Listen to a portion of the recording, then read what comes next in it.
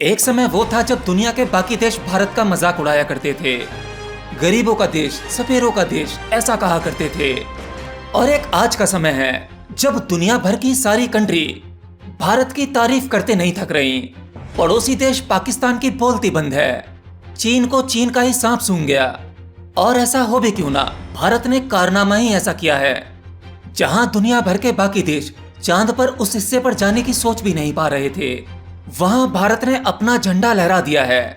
चांद का वो हिस्सा जो अंधेरे में ही रहता है, जहां का टेम्परेचर अधिक ठंडा है, वहां हमारे चंद्रयान ने यानी चांद के साउथ पोल पर सक्सेसफुल सॉफ्ट लैंडिंग कर दी है।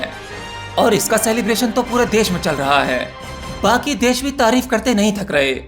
पाकिस्तान की सरकार की बोलती बंद है, लेकिन वहां की आवाम भारत के इस कारनामे की तारीफ कर रही है। आप खुद देखिए दुनिया भर के देश आज भारत के बारे में क्या कह रहे हैं। India has done it. It has become now the fourth country to land a spacecraft on the moon after the US and China and the former Soviet Union. Just moments ago, we're talking just a... India has made space history, becoming the first nation to soft land a spacecraft on the moon's south pole. India has become the first nation to successfully land a spacecraft near the south pole of the moon.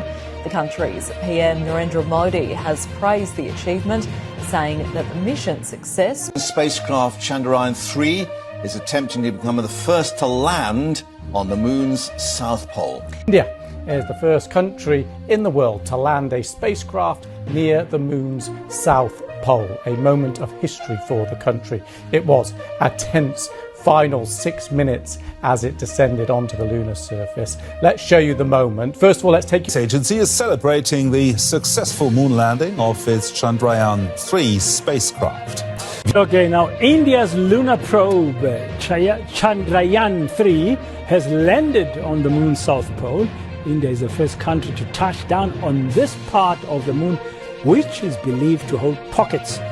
We begin with some historic news. India has become the first country in the world to successfully land a craft near the moon's south pole.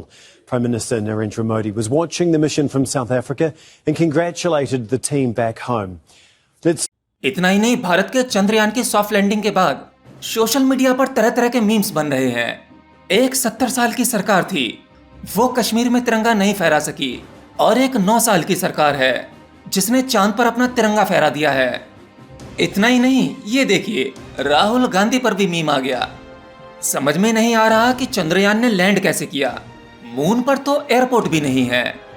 ऐसे ही ढेरों सारे meme आज social media पर viral हो रहे हैं। हालांकि इससे पहले भी इसरो ने एक कोशिश की थी अपना चंद्रयान-2 लॉन्च करके, लेकिन दुर्भाग्य से हमारा चंद्रयान-2 फेल हो गया था। या मैं कहूँ वो फेलियर नहीं था, उस फेलियर से हमारे इसरो के साइंटिस्ट ने बहुत कुछ सीखा और दोबारा से एक जबरदस्त कोशिश की। इस बार यह प्लान फुल प्रूफ था।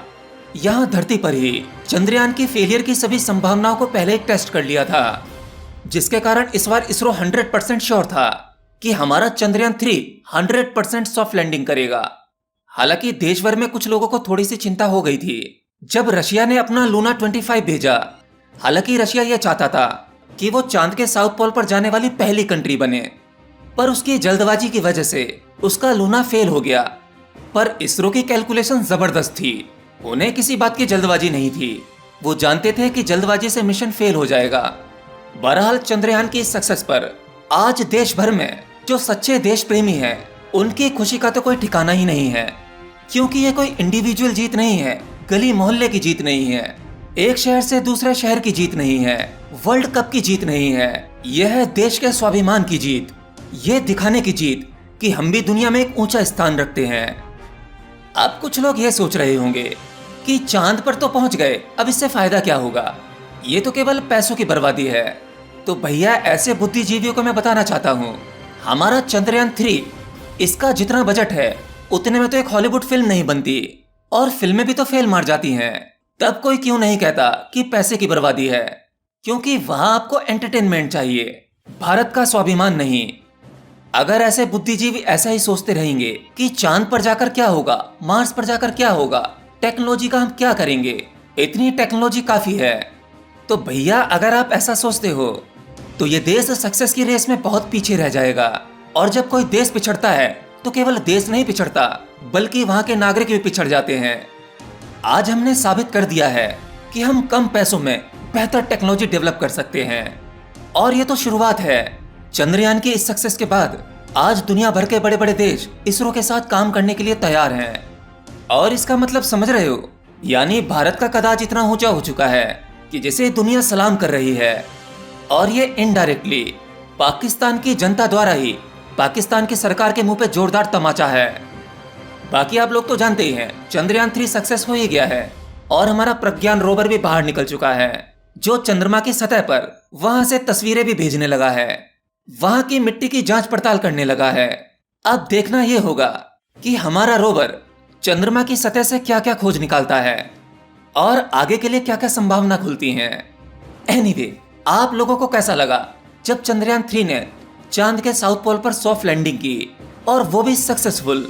आपकी उस समय क्या फीलिंग थी? अपनी राय हमें कमेंट बॉक्स में लिखकर जरूर बताना।